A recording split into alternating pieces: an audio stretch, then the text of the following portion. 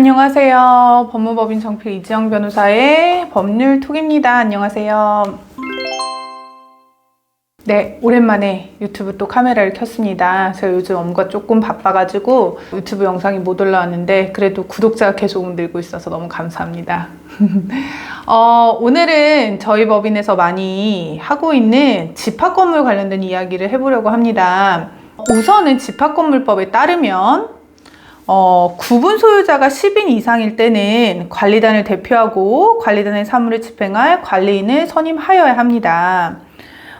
관리인은 구분 소유자일 필요는 없어요. 다만 대부분 또 구분 소유자가 하는 경우도 많고 아니면 관리소의 관리소장님이 하시는 경우도 많습니다. 그런데 집합건물법 관리인 선임 어떤 게 문제일까요, 여러분? 우선은 보통 집합건물과 아파트의 가장 큰 차이는 이렇게 볼 수 있을 것 같아요.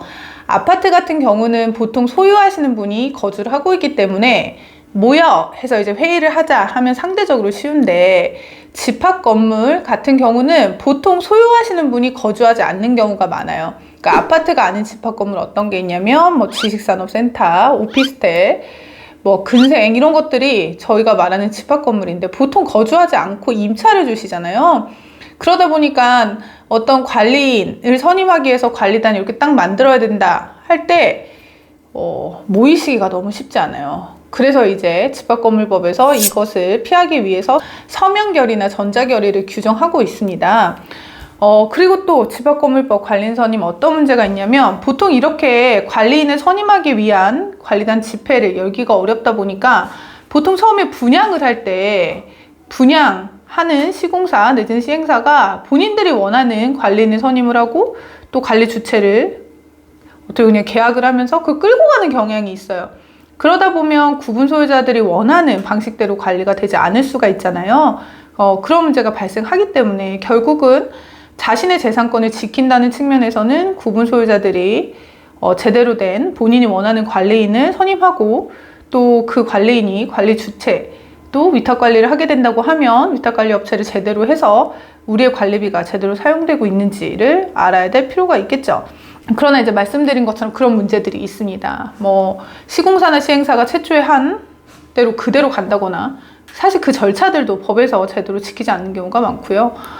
그러다 보니까 2020년에 법이 개정이 되면서 분양자는 예정된 매수인의 2분의 1 이상이 이전 등기할 때는 규약 설정 및 관리인 선임을 위한 관리단 집회를 무조건 열도록 법에 규정이 되어 있습니다. 근데 그럼에도 불구하고 안 열리면 열려고 했는데 안 열리면 어떡하냐? 기존의 대로 그대로 가는 거죠. 그래서 이렇듯 관리인을 선임한다거나 관리규약을 개정하는 절차가 굉장히 어렵습니다. 그렇다면 그 절차가 어떤지 알아보겠습니다. 관리인 선임을 위한 절차는요, 앞에서 제가 말씀드린 것처럼 구분 소유자가 10인 이상인 경우에 관리단 집회에서 구분 소유자의 과반수 및 의결권의 과반수 의결로 선임을 하게 됩니다. 근데 제가 앞서 말씀드린 것처럼 관리단 집회를 소집하는 것 자체가 너무 어렵기 때문에 거기서 의결을 하는 것 자체가 당연히 어렵습니다.